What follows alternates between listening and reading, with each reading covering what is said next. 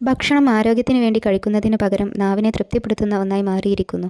രുചി വർദ്ധിപ്പിക്കാൻ ഭക്ഷണത്തിൽ ഏത് തരത്തിലുള്ള പരീക്ഷണവും നടത്താൻ ആളുകൾ തയ്യാറാണ്, പ്രത്യേകിച്ച് പുതുതലമുറ. എന്നാൽ എല്ലാ തരം ഫുഡ് കോമ്പിനേഷനുകളും ആരോഗ്യകരമാണോ? അല്ലെന്ന് തീർത്തു പറയാം. പലതും വലിയ അപകടങ്ങൾ വിളിച്ചു വരുത്തുന്നതാണ്.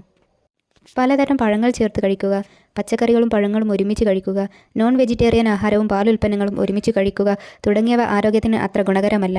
ദഹന സംബന്ധമായ പ്രശ്നങ്ങളാണ് ആദ്യം ഉടലെടുക്കുക. പിന്നീട് അത് മറ്റ് രോഗങ്ങൾക്ക് കാരണമാകുകയും ചെയ്യും. അതിനാൽ നമുക്ക് വളരെ രുചികരമെന്ന് തോന്നുന്ന ഇഷ്ട കോമ്പിനേഷനുകൾ എത്രത്തോളം ആരോഗ്യകരമാണ് എന്ന് അറിഞ്ഞിരിക്കേണ്ടത് നിർബന്ധമാണ്. അവയിൽ ചിലത് നമുക്ക് നോക്കാം. 1. ചീസ് ഭക്ഷണങ്ങളും തണുത്ത വെള്ളവും. നന്നായി ചീസ് ചേർത്ത പിസയും തണുത്ത പാനീയങ്ങളും കഴിക്കാൻ ഇഷ്ടമില്ലാത്തവർ ആരാണ്? എന്നാൽ ഇത് ആരോഗ്യത്തിന് നല്ലതല്ല എന്ന് തിരിച്ചറിയുക. പിസ മാത്രമല്ല, എണ്ണമയം കലർന്ന ഒരു ഭക്ഷണത്തോടൊപ്പം തണുത്ത പാനീയം കഴിക്കരുത്. ഇത് ഭക്ഷണത്തിലെ പോഷകങ്ങൾ ശരീരത്തിലേക്ക് ആഗിരണം ചെയ്യപ്പെടാൻ തടസ്സം സൃഷ്ടിക്കും, ദഹന പ്രക്രിയയെ ദീർഘിപ്പിക്കുകയും ചെയ്യും. അതിനാൽ ഈ ശീലവും ഇനി മുതൽ മറന്നേക്കൂ, നിങ്ങളുടെ ആരോഗ്യത്തിനായി. 2. പാലും പഴവും. പാലും പഴവും ഒരുമിച്ച് കഴിക്കുന്ന പ്രവണത പണ്ട് മുതലേ ഉണ്ട്.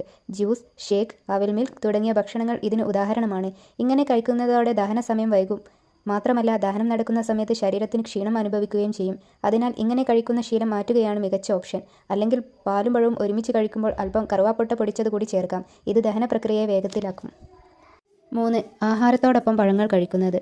ആഹാരത്തോടൊപ്പമോ ആഹാരം കഴിച്ച ഉടനെയോ ഏതെങ്കിലും പഴങ്ങൾ കഴിക്കുന്നത് ദഹനത്തെ സഹായിക്കുമെന്നാണ് പൊതുവെയുള്ള ധാരണ. എന്നാൽ വാസ്തവത്തിൽ ഇത് മറിച്ചാണ്. ഈ ശീലം ദഹന സമയം ഇരട്ടിപ്പിക്കാൻ മാത്രമേ സഹായിക്കൂ.